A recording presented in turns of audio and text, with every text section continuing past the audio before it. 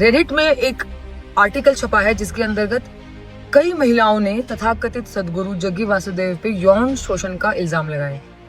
इस वायरल होते वीडियो में भी ऐसे कई तथ्य हैं जो काफी आपत्तिजनक हैं।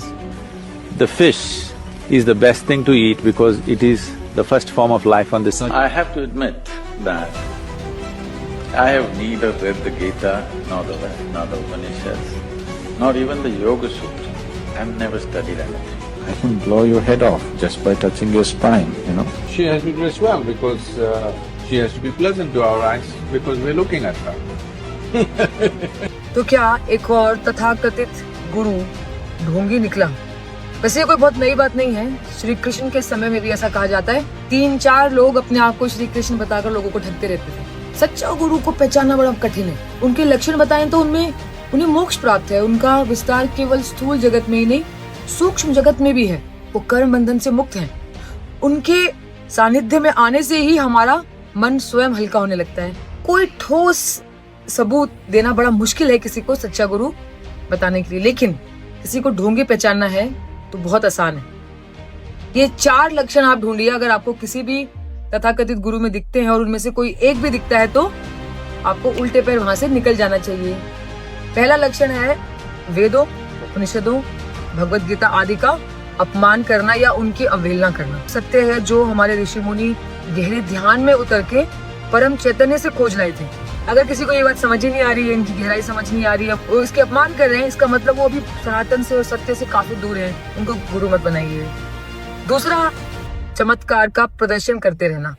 मंत्र सिद्धि के द्वारा और संयम साधना के द्वारा गट और पट का भेद मिटाना संभव है। गट और पट यानी कपड़ा और मटका, इनका भेद मिटाना यानी मैटर पे काबू कर लेना। ये कोई बहुत बड़ी बात नहीं है और सत्य के सच्चे खोजी इसमें बहुत ज्यादा फंसते भी नहीं है।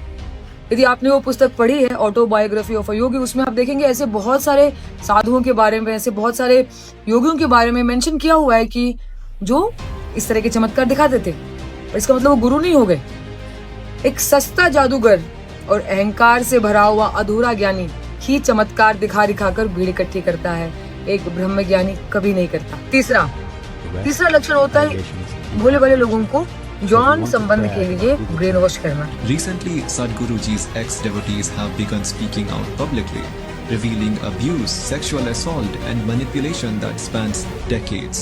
Sadhguruji has resorted to cheap distraction tactics, pointing fingers at other gurus to deflect from the criminal truths surfacing about himself and Isha Foundation.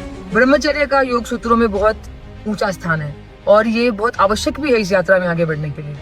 लेकिन कुछ ढोंगी भोले भाले लोगों को रासलीला का गलत मतलब बताकर या तांत्रिक तकनीक के नाम पर उन्हें यौन संबंध में फंसाते हैं। अरे गुरु का और उसके शिष्यों का तो माता पिता और बच्चे के जैसा रिश्ता होता है, उससे भी पवित्र और सम्मानजनक और पूजनीय।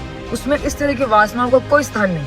तो आपको इस तरफ अगर कोई ब्रेन वॉश करता है तो भी आप गलत दिशा में चल दिए हैं। चौथा और आखिरी, अगर कोई आपको कल्ट बनाने के लिए प्रोत्साहित करे, कल्ट का हिस्सा होने के लिए प्रोत्साहित करे, आपकी वेशभूषा बदल दे, आपका रहन सहन बदल दे, आपको समाज से काट के कहीं और दूर बसाने की बात करे, ये दिखाता है उनका अहंकार से भरी मनमानी को।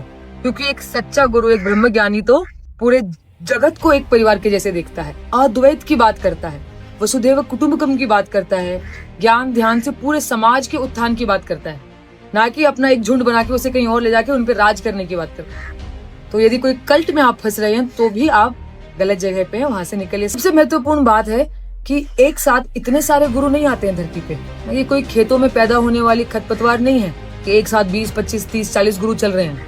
ये तो जैसे रेगिस्तान में कमल खिल जाए, इतना विलक्षण एक घटना है। एक गुरु का, एक पूर्ण चैतन्य का शरीर रूप में धरती पे आना लोगों के उद्धार के लिए। तो आप अपना बुद्धि को, अपनी संवेदनशीलता को जागृत रखते हुए और ये सब तथ्यों को बुद्धि से ताकते हुए आप पाएंगे कि हमारे देश में बहुत गुरु आए हैं, जैसे कि महर्षि महेश योगी जी, आनंदमयी माँ, रामाकृष्ण परमहंसा जी, योगानंदा परमहंसा जी, हमारे आर्ट ऑफ लिविंग के संस्थापक गुरुदेव श्री रविशंकर जी से गुरु आते हैं। लेकिन आप अपनी बुद्धि को और अपनी संवेदनशीलता को जागृत रख के ही नहीं पहचान पाएंगे। नमस्कार।